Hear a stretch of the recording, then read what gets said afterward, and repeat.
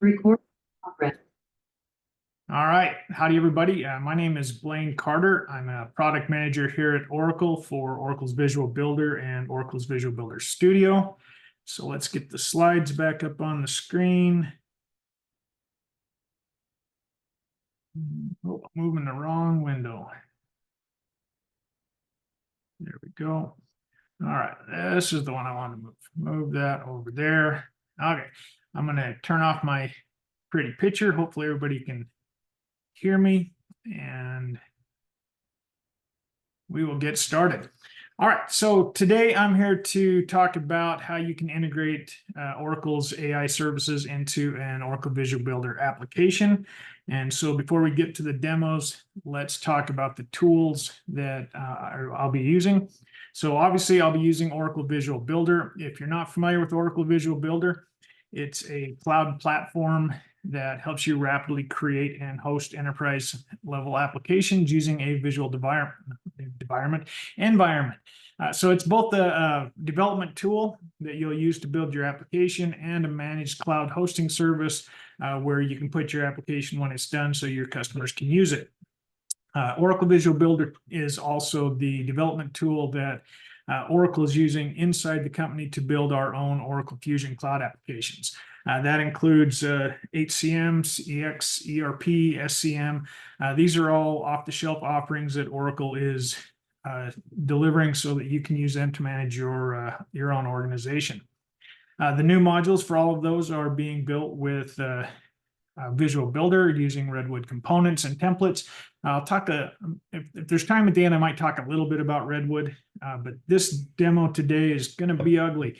It's all about functionality and how to tie the things together, so there won't be a whole lot of pretty in it. Beyond that, Visual Builder is also used by thousands of customers around the world to build their own custom enterprise applications for their own organizations. All right, so when you spin up Visual Builder in the cloud, what do you get? You get basically what you see in the box there in the middle. You get the visual development environment here, and I will be doing my demo, of course, using that. This is a visual environment, so you can just drag and drop components on the screen. You can drag and drop actions for your action chains, and you'll see me do that as well. Lots of stuff, but you also get the code. So this is not just a tool that you can configure an application with by just setting properties. You get the actual code, the real code. You can check it into Git. You can do merging, branching, all of that. You can do real code reviews, unit tests. You can use the development tools in your browser. It's an actual JavaScript web application. All right, down here, you get the web server. This is where your application will be hosted. This is a managed server, so Oracle will handle all the mundane things like upgrading and patching and all of that kind of stuff for the hardware and the software. It does come with a database, so it's not a humongous database, but it's enough to get you going. If you outgrow the database that's included, you can redirect Visual Builder to use another Oracle Cloud database. So you could point it at, if you already have an existing database, for example, you can just start there. And when you work with your database in Visual Builder, you create what's called business objects. These are going to be the things in the application that the application works with, and then there's some mapping that happens here that Visual Builder takes care of to get your business objects so that the data is stored in the database, whichever one you're pointing at. If you have pre-existing tables, Visual Builder can create business objects on top of those pre-existing tables, or if you create a new business object, it will create new tables for you. The business objects, this is also where you put your business rules in place. So if you have rules around your data, you can't insert a record unless you do this. You can put that in a rule. There's the obvious insert, update, delete, and there's a few other types of business rules you can put in there. And the nice thing about that is no matter how your application is accessed, it will all go through those business rules for those business objects, which brings us down to the REST proxy service. Oh, wait, I skipped a part.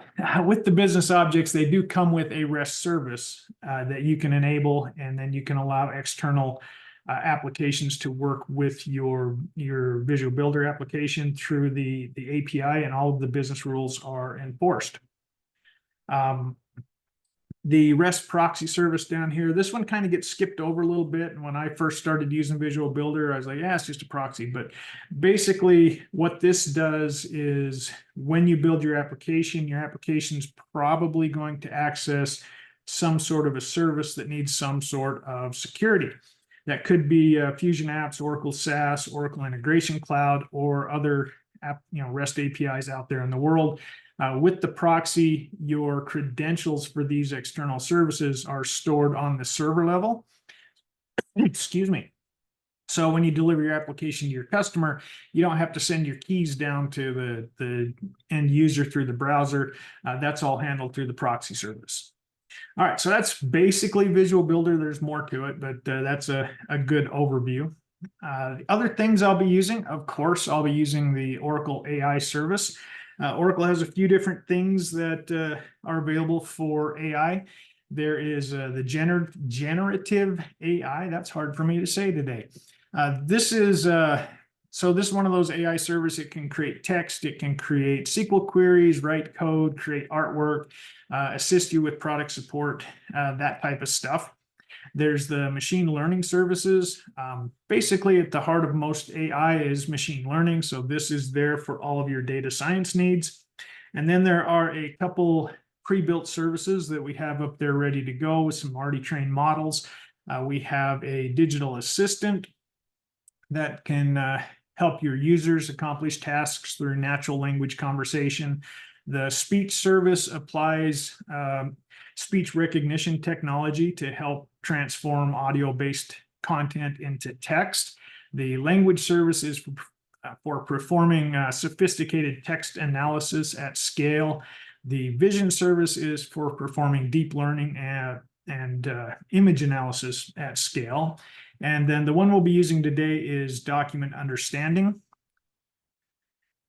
The AI document understanding, basically you can feed it in a few different types of documents. It can be an image, it can be a PDF. There's a couple different formats you can use there. And then it will run it through the process, and it'll bring the object in from object storage. It will do its thing. So what the thing is it will look at your document and pull out data. So think of it as really fancy character recognition. But beyond that, it will give you this JSON object, this just huge, that has all kinds of data in it. And it has some pre-trained models in there. So if you want to use this to scan receipts, driver's licenses, passports, and the one I'll be showing today is invoices, these are already pre-trained, and you can train them better if you have, like, let's say you're doing invoices and your invoice is very specific. You can train it so that it recognizes your invoice better. If you have some other type of form, maybe you need to get your TPS reports in, you can train your own model and use that through here as well. But these are just the ones that come pre-trained. If you go on the cloud and look under AI documents, there's a little, go in there, there's a little area where you can test these. So like for invoices, you can go in there and upload an invoice and it will scan it for you. So you can see what I'm using from the other side. And then once it's all done, it will push the results back out into the bucket. All right, speaking of buckets, I will be using Oracle's Object Storage. If you're not familiar with Object Storage, you can think of it as it's a fancy bucket to put your stuff in. There's a lot more to it, but today all I'll be doing is I'll upload an image into the bucket. I'll tell the AI service, here's my bucket, get the image, do your thing, put the results back in the same bucket, and then I will pull the results back down from the bucket. I have a blog post on how to do this entire demo, and the link will be at the end of the slides, or you can just find it on blogs.oracle.com. One step right here is when you create your bucket, you will need the name of the bucket, the namespace of your object storage, and click through that compartment right there to get the OCI ID for the compartment, and you'll use those later on in a variable.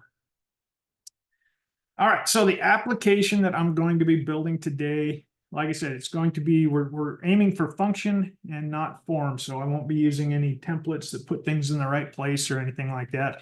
I'm just going to throw it on the screen and wire them together and make it work.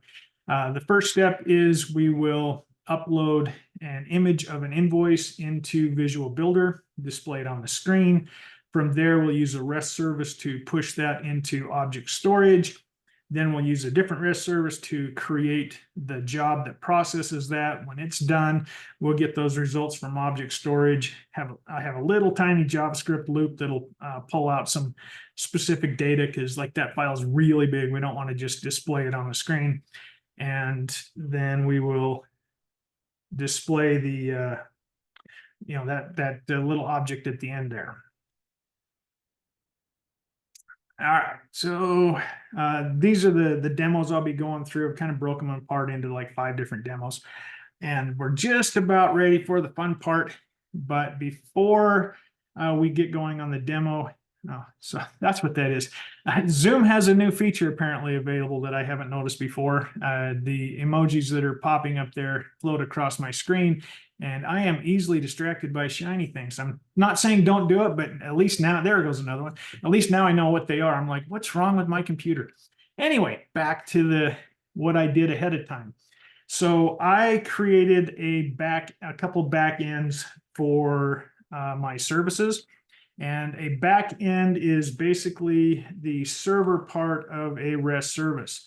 And so when you're creating an endpoint in your application, the backend will be the server part, and then each endpoint will have its own continuing URL after that. Now, I put these at the instance level of Visual Builder. So there are a couple good reasons to do this at the instance level. So when I'm talking, and I'll show you where this is here in a second. With this, you can reuse these backends across multiple applications. So I can create one backend and then write 12 different applications that all use that same one. And I don't have to do it over and over again. I can reuse the backends. You can put backends in place that you can use for switching between different deployments, like if you're going to dev to test to prod, that type of thing. And mainly the reason I did it was for security's sake. When I go in and set this up using the OCI API signature type of authentication, you'll see that Visual Builder has a whole bunch of different types of authentication that you can set up here. When you do this, you have to put in your key ID, which is your tenancy OCID, your personal user OCID, a fingerprint of your key, and then you have to paste in the private key. And I really don't want to paste my private key live on the internet. So I set this up ahead of time. And that's another benefit, by the way, is I don't like to have access to things that I don't need. So you can set this up and put the security in place to get to the back ends, and then you can let your developers develop applications, and they can just use those back ends that have the security in there, and you don't have to have a key that you share amongst the team. And then if somebody leaves for whatever reason, then you have to recycle all the keys. You can handle all of this here, and only the people who need the keys can get them. All right, so that's what I set up ahead of time. And now let's get to the fun part. We're going to get to the demos here. The first thing I'm going to do is I'm going to set up a couple service connections. A service connection is my way of dealing with REST endpoints in the application. And there are a few different ways in Visual Builder that you can create a service connection. If you're using something like Fusion Apps or Oracle Integration Cloud or a couple other types of services, we have a built-in service catalog that you can just go in, pick the endpoints that you want, and use them in your application. I'm not doing that. The second thing you can do is you can create a bunch of endpoints all at once by using either an open API or a Swagger document and put that into the define by specification. And that's for example, if you're using ORDS, one of my favorite services, Oracle REST Data Services, on your database objects, ORDS generates an open API doc that you can bring over and just drop in here, and it will create all the endpoints for you. You don't have to manually map those. The one I'll be using is defined by endpoint, where I just do one endpoint at a time. Since I'm only making 3, it should be fairly easy. Okay, let's go to here. Okay, so what I will be doing for the endpoints, I'm going to create 2 endpoints to object storage. One, I'm going to put some stuff in the bucket, and the other one, I'm going to get some stuff out of the bucket. This is my endpoint for object storage. If you're in a different region, this part right here will probably change for you. The actual endpoint URL is the rest of this, not the put. The put is the type of service I'm creating. And then the rest of this is getting me to how I put something in my bucket. Same thing here. This is how you get something out of the bucket. And then, of course, I will be kicking off the AI document processing job using this server. I may forget to type this. I'm not going to type a lot. I'm going to do a lot of copy and pasting because we don't want this to be a 12-hour session of find Blaine's bad typos. I may forget to put this at the end of it. Hopefully I won't. I usually try and say that here to remind myself. But this is how you kick off the job. All right. Oh, yeah, I forgot about this one. This looks complicated. It's not. This JSON object that you see here comes directly out of the documents for the AI doc processing API. The pieces that I am putting my data into this JSON object are the yellow ones. Here's where you can find my image in object storage. The green ones is here's where I would like you to put the results back into object storage. And then, of course, my compartment ID. This is the information that we were collecting back on the object storage page. All right, finally, we can get to a demo. Let me switch over to here. All right, so this is Visual Builder. Let me do a quick refresh to make sure all my authentication stays in place because I've let it sit for too long.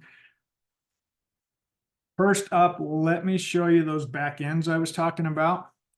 So if you go into your tenant settings, you can see here are my 2 backends. This is the server part of the call for the REST API for AI docs. This is the server part for object storage. Notice when I had the slide, it stopped at the com, but later on I decided to put the N here because the N is always here. It's fairly simple to create a backend. Lots and lots of different options here for pre-wired stuff. I'm just going to make a custom one. And since I'm not going to save it, we will call it whatever that says. And then a little copy paste magic here. Go to the next screen. You would put in your URL here, and notice I made an X instead of an N. If I put an N here, then it's going to say this one already exists, but this would be for object storage. Over here, I can say allow anonymous access, so anybody can use this, and if you're anonymous, give them the same access as an authenticated user. Here's where you can pick your security types, lots of different stuff for OAuth and basic auth, and the one that I'm using is the OCI API signature, and all of this is documented in the blog post I mentioned, and it's documented in the API docs. But here's where that key ID goes I talked about before, and then you would paste your private key here. And no, I'm not going to do that in front of everybody because that would be bad. All right, so that's what I set up ahead of time. So now let's create a new application. Now, normally, if I'm trying to make an impressive application, I would change the template and I would most likely use the Redwood starter application. This comes with all kinds of good stuff. It's not just a color scheme. It's actually real page fragments. And if I get time at the end to talk a little bit about page fragments, you can design things up and save a fragment for reusability and do things like say these types of things go here, these types of things go there, and all of that is defined in the template, but I'm not going to use those. I'm just going to make an ugly one. So let's go into finish, and it's not really that ugly. It doesn't look bad for a blank page. Oh, good. It's going a faster day. So I'm on a shared server with the rest of the team. So if there's a lot of people doing demos, sometimes it goes slow, but it looks like maybe we're lucky and we don't have a lot going on. All right, so blank application, I have nothing. I want to create some service connections. These are my REST connections. This is the service catalog I talked about. These are my Fusion apps, integration applications. These are the backends that I already created. Defined by specification, I can either point to the URL for the spec, or I can just paste the spec directly in. Defined by endpoint, this is what I'm going to be using. Now, if I were to paste in the entire URL, it would find this for me and say, is this what you meant? Or I can just pick it from there, and I'm going to do some copy paste. You'll see these little squiggly bracket words. These are parameters that go in the URL, so URL parameters that will be defined. I'm going to make this a put, and this will create an image. Okay, so I'm using put because every time as we go through the demo that I upload the invoice, it's going to erase the original one and replace it with the new one. It's going to be the same file every time, so it's going to not look, it's going to go real fast, so it's going to look like it never gets changed, but it really is replacing the file. I'm going to change some names here. Let's make that OCI Object Storage. Visual Builder does try and name things based on what you called it and where you're going. I'm going to paste in some names because I'm using them in the code later on. You can see here in the server tab, the security is all set up, brought in from my back end. Notice it's all disabled because it was inherited. I could override this if I wanted to, so I could make an application and use bits and pieces.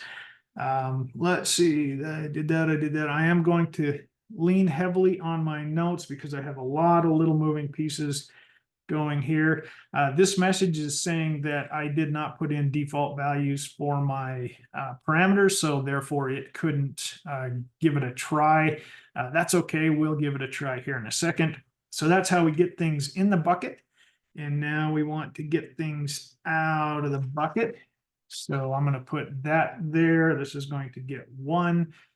You'll see this is, normally this would be after the O, it would just be object name, but the AI doc service puts things in a specific place. And so this is the path that the AI doc service is creating. Therefore, I copied that over to make sure that it works that way. We'll call this one that one. Let's see. Oh, yeah. Now, I want to get, if normally when you pull something down from object storage, it gives you the actual object. So it's going to, when the AI service is done, it's going to put a text file in there with a .json extension. I don't want a file. I actually want the JSON. So if I put this as a query parameter, it will send me back JSON rather than, did I rename that? I did. Okay. It will send me back JSON rather than a file that I have to deal with. And I know you can't auto fetch because I didn't give any default values. All right. Those are the 2 services for object storage. Now we want to create a service for doc. Get my glasses here. My eyes get older every day. I don't know why they do that. All right. So here I am going to I'm going to do a post, because with a post means make something new, whereas a put means replace something if it's there or make something new if it's not. This is going to create a new job, and yay, I remembered to put that there. This is going to be create, and let's hit next. Once again, you can see the after I paste in the name, you can see that the security is already handled. We'll go to the operations tab and we'll name the endpoint to be create processor job. All right, that easy, and there aren't any parameters, so I don't know why I need that message. Basically, that's saying, hey, you probably ought to test this before you run it. We don't need to test stuff. It just works, right? All right, so not a lot to show there, so we will jump back over to the slide, and let me get to here. Okay, let's see, that's up, that's up. All right, so Now that we have the services we're going to use to interface with the Oracle OCI API, the next thing I will be doing is I'll create a little, and this is going to be ugly, but I'm going to create a little app UI. I'm going to put what we call the camera file upload object on the screen. This is a way to, if you're on a PC, it will upload files. If you're on a phone, it will turn your camera on so you can take a picture. It does both. You can change the label of the button to make it look however you'd like. I'm going to put that on there. I'm only going to be working with an image, so I'm going to put an image object on the screen just so we can see that when I hit upload, the file gets uploaded. And then we'll add an event to the camera button so that we can do stuff when it happens. All right, so let's go back over to our application. And I'm going to go into here. I'm going to create a new web application. I think I could type invoices, but you'd be amazed at how bad my typos can get. All right, so I'm going to do this really quick. I'm going to disable a bunch of security just so that I can, if everything goes right, at the end of this, I will show a QR code that doesn't exist yet because I'm still building the application that you can scan with your phone and use it to try the application out. So if you want to do that by the end, find an invoice online that you can take a picture of. Please do not upload any proprietary information. So just do a web search, find the one that you want, and be ready to take the picture at the end. And if everything goes right, you should be able to scan that. All right, so that sets, I turned off all the security because heck, we don't need security, right? So now I'm going to create some variables. The first variable I want is an image URL. This is where once we load the image up to Visual Builder, it's going to put it somewhere, and that somewhere will be defined by this variable here.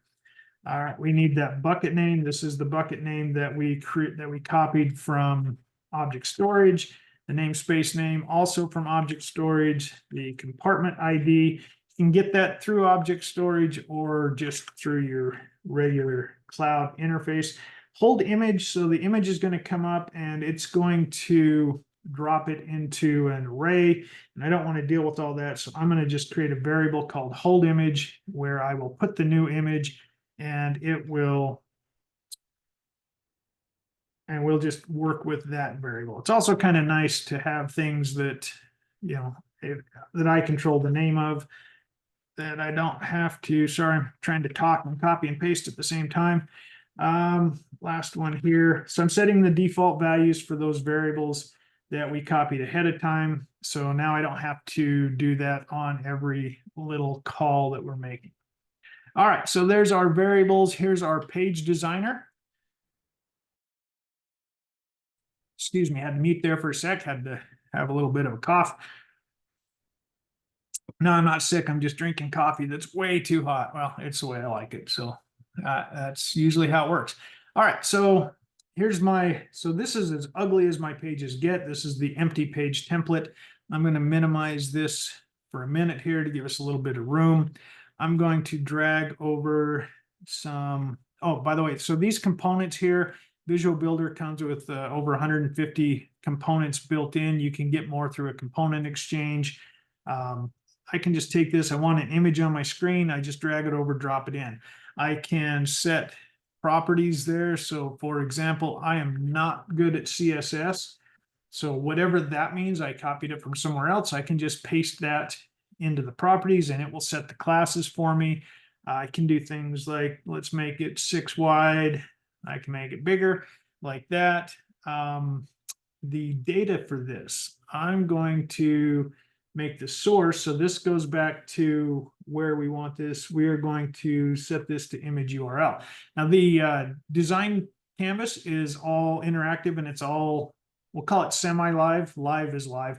But as I work with data, things happen. I'll see the data in the screen when it happens. And that went away because there is no URL, so there's no image to display. I could have gone in here and just typed in the code manually. This is what your application looks like so far.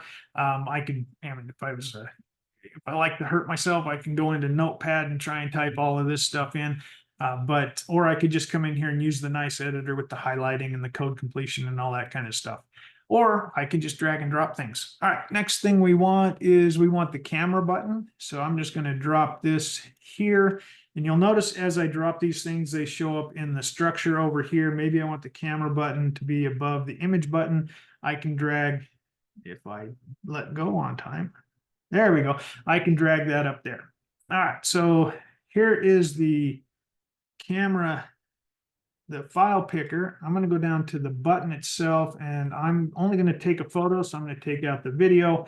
I can either click the camera object to get back to the parent container, or I can click this button here. I'm going to disable video, so it'll just take a picture and nothing else. That looks good. Now let's throw on, did I miss anything? Okay, hopefully I didn't miss anything.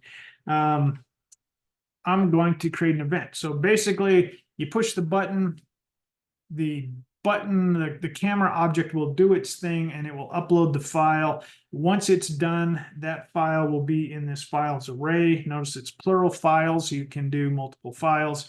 So this is where the JavaScript magic happens. And so I'm going to use a couple things here. So over here, these are pre-built JavaScript actions. I want to assign a variable. Once again, I could go into the code and I could type this in, but it gets faster. Let's see, what am I assigning here? All right, the variable I'm assigning into is that hold image. This is where I want the image, and the variable, the value that I'm assigning to it. No, I do that every time. Let's see, I'm trying to hit that little tiny arrow. I want the first item from the array because I'm only going to do one file at a time. And so that simple, I made that, or I could have gone in here and typed it in right there. It's just JavaScript, nothing magic, nothing secret. It's not obfuscated. You can change it however you would like. So now I'm going to add a little tiny piece of JavaScript code. What this does is that image URL variable that I created, I'm going to use the URL.createObject URL from that hold image object. When the image is uploaded into Visual Builder, there's a lot of metadata attached to that image, and I will be getting bits and pieces of that throughout the demo. All right, so speaking of live, so if I'm in design mode and I click on the button, then that's selecting it for properties. If I'm in live mode and I click on the button, it will allow me to upload this invoice file. And that quick, it is in my screen. Now this is up on the cloud. This is not local, so it uploaded it. Yeah, I live out in the middle of the desert and I have gigabit fiber. So hopefully there's at least somebody jealous of that. Anyway, so that part seems to be working. Let's go back over here. Let's see, we're on. All right, so now that we've got the image up in the app, let's get it up into object storage. So what I'm going to do next is I'm going to call a REST action, and I will take that image, that hold image object, and I will send it up to my OS bucket. And it does return some information back, and I probably should parse that information and display that, something from that. But on this first bit, I'm just going to display the name of the file.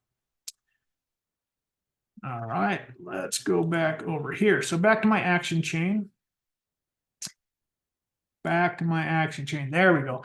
Helps if my fingers do what my mouth is saying. And then over here, what I want to do is I want to call a REST service. So I could type in some JavaScript and do the magic that way, or I can just drag this over here and drop it. The endpoints, if you want to connect to an endpoint, you need to go back and create one of those service connections like I did earlier. So fortunately, I already did that. I'm going to put something in my bucket. So I'm going to select put, and that will open that here. Remember those parameters in the string with the little squiggly brackets around it. I need to assign something to them. So in the assignment screen, these are the things that I have local in my app, and these are the things in the target. So in this particular case, the target is the REST service. So I need bucket name to go to bucket name. I need namespace name to go to namespace name. And for the object name, that's fancy talk for what's the file name. I can't just throw a whole image on there because that would give it the whole image. But remember I mentioned the properties and the metadata attached. Just JavaScript here, page variable hold image dot name, and it's an expression, so it will evaluate that. And with that, that gets my object up into the bucket. Or actually, that just tells it where I'm trying to get it. If I want to get the actual object in the bucket, I need to take that whole image, hold image, and drop it in the body. And that's good. Let's save that one. And then I do need to tell it what type of type, what the file type is. That's what I'm looking for. So once again, I can go to hold image and I can just put, once again, just JavaScript. I can put .type there, and that will set the content type. So if I were to expand this app to say deal with PDFs, this would just automatically say it's a PDF. I don't have to deal with it anymore after that. And then to make my object names a little cleaner, I will set the ID. And so when this comes back, it's going to store the results in this object here. Once again, there's the code. I could have typed all of that in there. It's just JavaScript, and it's nice, clean, simplified JavaScript. It's nothing super bad. Let's go into the page designer, and we will, I can't just test it. You'd have to just trust me. I don't even trust me. Let's do this. So when things go wrong, notice I didn't say if. Notice when I drag this into the screen, right here, it says create error handler. If I drop that in there, this will say if the results from that are not okay, notice the little bang, then fire this notification. So I will be doing this same thing for each of the REST services. In the errors, it's basically going to be, what were you trying to do? Upload a file. There was an error. The summary will have the code. The message will have the message of the body. Now, notice I always say when things go wrong and if things go right. So this created an if statement, by the way. So down here, you can see create branch. So this creates an else statement. So if things go right, then I want to pop up a little bit nicer message that said we uploaded a file to Object Storage. And this is just going to print the name of the image that we sent up.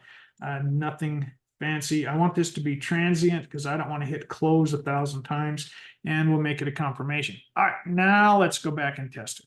So with that little bit of code that easy, if all you're looking for is how to get an object into object storage, there we go. The object has been sent up to object storage. I could waste some time and bounce back and forth over to the cloud account and show you the same file over and over again, but it would just basically say invoice each time, and it really is not worth doing that.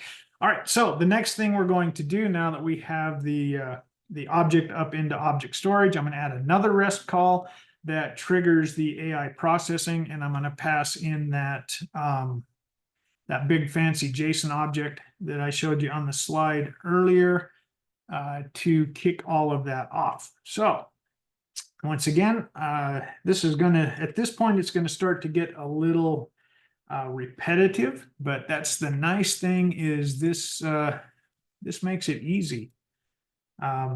Patterns are nice. You continue to, let me get my copy paste up here. If you follow patterns over and over again, you have a better chance to not do it wrong. And there's probably too many negatives in that.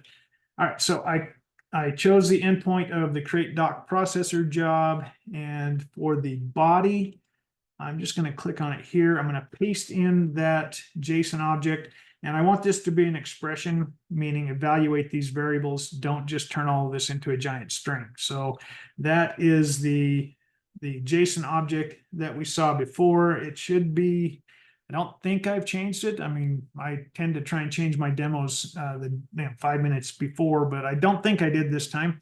So that should be the same object that's on the slide. And we're going to call this that and store results. There we go. I want to change that to that. And that should be, yep, that should be that simple to get the job rolling. So when things go wrong, we need an error handler. So I'm going to put the error handler there for this notification. It's going to be similar to before. Create doc processor job error with the code, and then display the body of the error in the message. And then if things go right, I want to create a branch and down here. So this time I will be using some information that is returned from the REST API. Basically, it's just going to be the lifecycle state of the response. So if everything goes right, it will just say success or succeeded or something along those lines. All right, so that quickly, we should now be able to upload an image to Visual Builder into Object Storage, kick off the job. When the job is done, we get another green one here. We get another green, there it is, that says succeeded. So that's done right there. The results for parsing this invoice are in the cloud. It's already been returned back to my object storage bucket. All right, so what have we done so far? We upload the image to Visual Builder. We show it in the little image screen on the page. We pushed it up to Object Storage, and it has been parsed with the AI doc processing, and the results are sitting up there, ready to get back down. So now I'm going to go get something out of my bucket. It's going to be almost the same as what we've done. All right, so back to the action chain. At this point, hopefully, I'm a big believer in repetition. So by the time you get done watching me do this over and over again, you may be able to just do this from memory. Call a REST service. Which one are we going to call? We're going to call the object storage. We want to get a file, so we're going to get that file. Let me get my copy paste notes out here so I can name things correctly. We're going to call this one get the object results. We are going to see, I already did that. Okay, now we need to map the parameters. So this is the one, remember I said that the object storage, or not the object, the AI doc processing creates a specific subfolder structure. This is that structure. So now we need to map the variables that we have so that they work in the structure. As easy as drag over the bucket name. The file name, we will put, drag over the hold image. Now, remember when we push this up, the name of the file was holdimage.name. AI doc processing, when it's done processing the image, it will name, the results will be in JSON, but they will be the name of the file .json. So I'm getting the name for my hold image variable, and I'm adding on .json. So that will get the correct name of the file. So then this is the results object from the previous REST service that I called. And so I need the body of that. When I kicked off the job to process the document, that job got an ID. That job ID is in the directory structure, and it is in the body of the results under results body ID. So that gets me the ID for that one. This one I don't really understand. We already have the namespace in the bucket. I don't know why we need namespace underscore bucket, but I can go in here and add on the underscore, and then I could type page variable bucket name, but Visual Builder tries very hard to be very helpful. So I can just drag that there and it will concatenate that on the end. And then finally, we need the namespace name. All right, lots of little mapping there. This is in the blog post, so you don't have to memorize all of that. Let's save that mapping before I mess it up. And we're going to store the results in this object here. Okay, so one more time. When things go bad, we need an error handler. Getting in this habit will save you a lot of headache in the future. trying to put console log and all these other weird things in there to find out an error code when you can just pop up a nice clean notification. Something went wrong. Here's the code and here's the body. All right, so if things go right, we want to create a branch, and we are going to display that we went and we got the document processing results. All right, this one's a little bit, it's still just a couple objects, but this one's a little bit longer. I really ought to turn these around. Let's make it transient and make it a confirmation. One of the things that comes back when you fire off when you pull it down, in there it says the AI document processing says, I think it's this type of document, and here's how sure I am that it is that type of document. And so we will display whatever AI thinks it is on the screen and how sure that it thinks it is. All right, and as long as we're in here, we don't want to jump out to another slide again. Let's go ahead and parse that document by throwing in a little bit of code. Oh, I missed. Let's throw in a little bit of code. There we go. That I pre-wrote, because once again, you really don't want to watch me type code live. This is pretty simple. This just takes that results object that came back from the REST service up here. It loops through it for each element, and it grabs the field name and the field value for a small chunk of the document that I picked out that will show some interesting information. And then we want to see that. So we're going to put in one last notification. This one is just a little bit different than the others. This is the processed JSON object. And I'm going to take that JSON object and I'm going to stringify it, because if you just try and display a JSON object, it's probably just going to go object, object.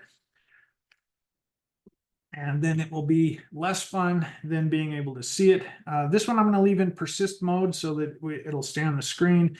We'll make a confirmation, and I think that we might be there. Let's give it a try one more time. I'm going to upload my invoice. Get ready if you want to try this. I will stage this once this test works and let you give it a try. All right, so it's been uploaded to Object Storage. It's been parsed. This is the results from AI storage. The vendor address is here. Invoice ID 100, invoice date right there. So there's a lot more information than this. I just picked out a little bit. Otherwise, this whole screen would have been one giant JSON object. Okay, so let me go back up to the instance level. I'm going to stage this. That might take it just a second.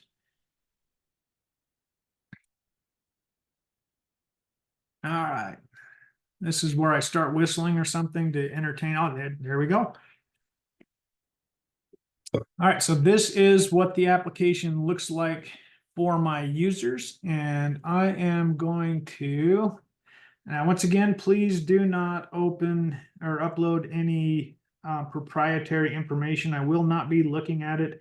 So those of you that want to upload something inappropriate, it's never going to be seen by anyone but you, so don't bother. But go ahead and scan that QR code. If I set the security correctly, you should be able to see that application and work with it. Just use an image of an invoice that you found online to take a picture of. I'm going to try and open the QA. It's probably going to make that QR code go away. Let me get the Q&A open and I'll put the QR back up. I'll try and answer some questions while I leave that up. Let's see, share QR code. All right, so are pre-trained models capable of reading passports issued in German or Polish language? I don't know. I would assume so, but that would be a question for the AI docs processing. I haven't used the AI services a whole lot, mostly just for stuff like this to, hey, can I make that work? And then like, oh, that was kind of cool. I'm going to make a blog and a talk out of it. So I would assume so, but I don't know. You can go into the AI doc services, open up the model for passports and take a picture of a passport and see what happens. It ought to work, I would think. Will we get a free instance to try our hands on? You can go to cloud.oracle.com and there is a free trial link up there. If you sign up for a free trial with Visual Builder, you can, if you go to blogs.oracle.com and look for a blog post I put up recently, if you have cloud credits on your account, now that's either a free trial that still has active credits or an active account that either way, you can go into Visual Builder Studio and create a Visual Builder application that won't cost you money. If you don't have a back end, there's a blog post that walks how to do that. But as far as the AI docs and the service that way, I don't know what the cost is on that. So that's a different service that I don't normally support. I just thought it was cool, so I tied it in. Does DUS support reading barcodes? I'm not sure what DUS is. Visual Builder does have the ability to scan a barcode. So if that's what you're referring to, then yes. Can there be multiple background processes initiated with a single payload for AI? If you go back and look at that JSON object that I put on the screen for the source object in the, I can't remember the green or the yellow, the top one, you'll notice that's an array. You can tell it to process multiple objects in one job, and it will put the output, all of the output in the results folder and spread that out. I have not tried that, but it is an array, and that's what an array, that's what I assume array is supposed to do. All right, so I'm going to say probably. How many languages are supported by AI doc processing as of now, and what are they? I have no idea. That is not my service. Once again, I just thought it was cool, so I tied into it. If you go over to the AI doc processing pages on the Oracle Cloud account, they have a lot of really good information over there. It's one of the better documented services that I have played around with. Does the service support Hebrew? Once again, same answer. I really don't know. I assume so. It shouldn't be any harder to train one model over another model. Of course, I guess you need source material. But once again, if it doesn't support something that you want to do, you can train your own models. I don't know how to do that either, but that is a possibility. All right, I'm going to start clicking some of these questions. So that thing's going to go away. I did that one. I did that one. And now, okay, so hopefully everybody got got what they needed out of that. Were there more questions that popped up? Oh, wow, there's a whole bunch more questions. Okay, I will try to get some more questions here. Let me see, just a couple more little slides here, and then I will try and do some more questions. All right, so now what? Now that you've got that working, it should be extremely easy to just take what I've shown you and change it over to speech, language, or vision. Now, I say it should be extremely easy because I have not done it. Therefore, it must be easy, right? So if I haven't done it, it's easy. But, joking aside, it shouldn't be too much different from what I've done. At the highest level, we uploaded a file to Object Storage. We told AI to do its thing. We pulled the results back. So I would assume that for speech, language, and vision, it's a similar process. So, I assume it's easy, but once again, I haven't done it, so it might not be. Some Visual Builder features I did not get time to look at. You can deploy your app as a progressive web app. That means that you pull it up in a browser on your phone or on your computer. There, you can tell it to have a button that will install it as an actual application on your device. It's still going to be a web-based application, but it's going to be an actual application that you don't have to open in your browser. It'll open in its own container. You saw me disable the authentication, lower the security. Better thing to do would be to add different roles and set up authentication authorization. We have all kinds of stuff in there for that. You can have multiple versions of your app throughout dev, stage, and live. You saw the app that I put up there went through staging. We integrate with Visual Builder integrates with a whole bunch of Oracle Cloud services. So for example, if you want to use like Oracle Analytics, we have components that you can just drag and drop into the page to maybe get like an analytics canvas or report. We work with processor automation, content and experience. So you can drag a component in that lets you search through your content repository. There's lots and lots of services out there that are pre-built in the components for Oracle Visual Builder. Once again, it's a scalable hosting platform, so we manage all of the mundane work. You can go in and set how many CPUs your server is using. So if you're in a high load, you can spin it up. If you're in a low load, you can spin it down. Once again, I have a blog post on blogs.oracle.com that shows, now I'm going to throw a big disclaimer on this one. It shows how to set up an autoscaler for Visual Builder. I have not done this in production. Make sure you trust it before you implement it, and put comments out there, send me a link on LinkedIn or email or something. Let me know if I did that wrong, but do not trust me on that one, but you can go look at it. And if you trust what you're doing, there are ways to make it auto scalable.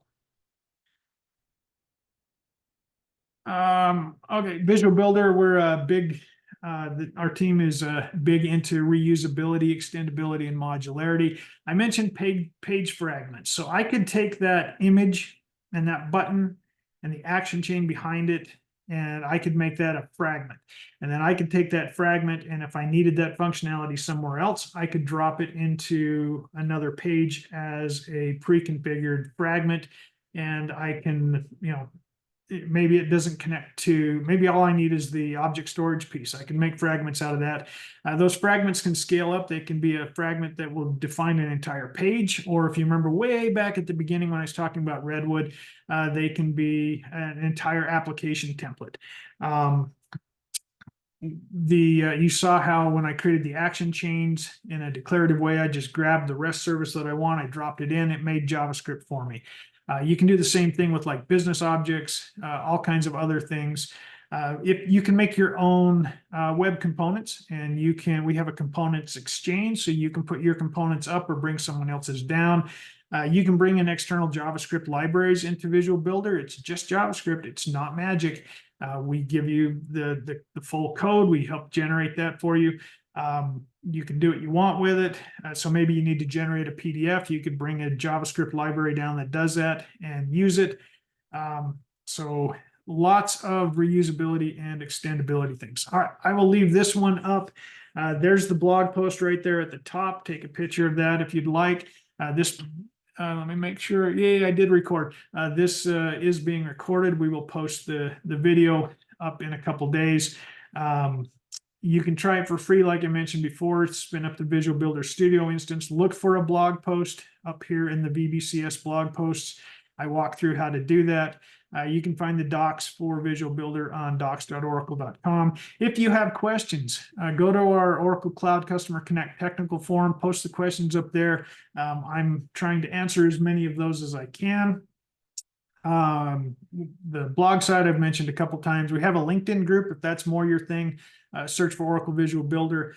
You can ask questions over there as well. All right, I will leave that page up and see if I can get some more questions answered. Let's see, I answered. Okay, there we are. All right.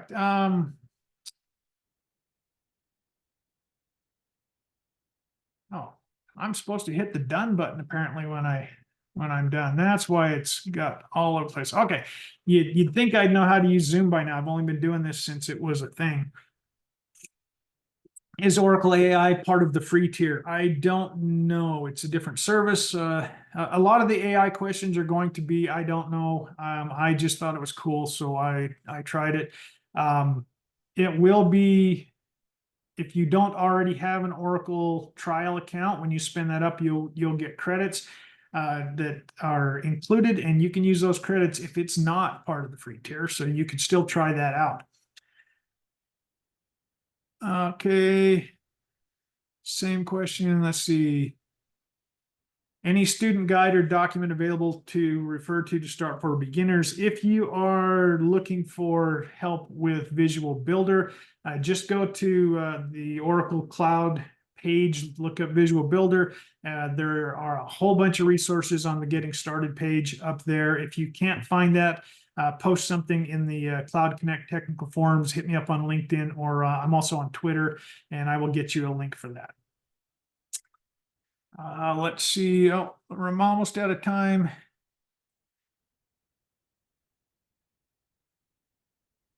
If we upload an invoice file which has a barcode in it, will the model be able to read it? That's kind of a cool thing. I don't know. I'll have to try it. If you try it before I do, once again, post in one of those areas and we'll see how that works.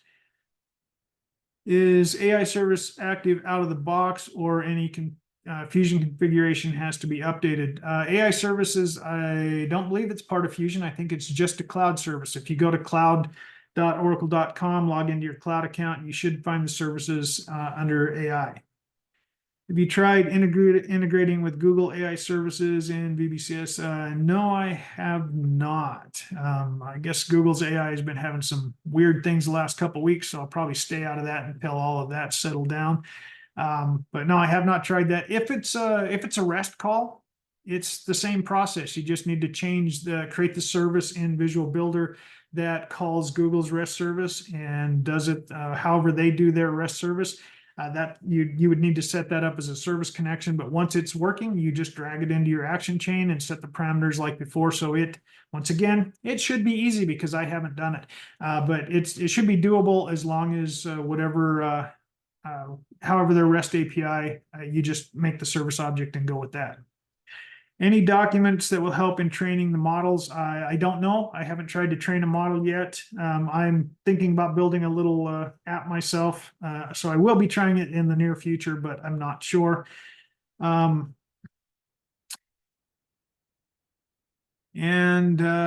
off-topic question, any update on the VB plugins for VS Code? I don't have any updates. I don't know.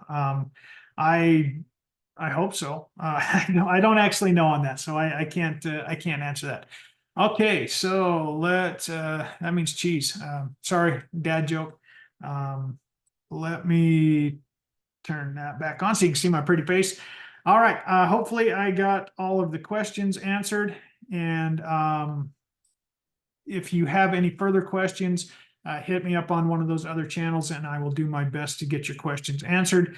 And with that, I think it's time to shut down. Thank you for spending your time with me.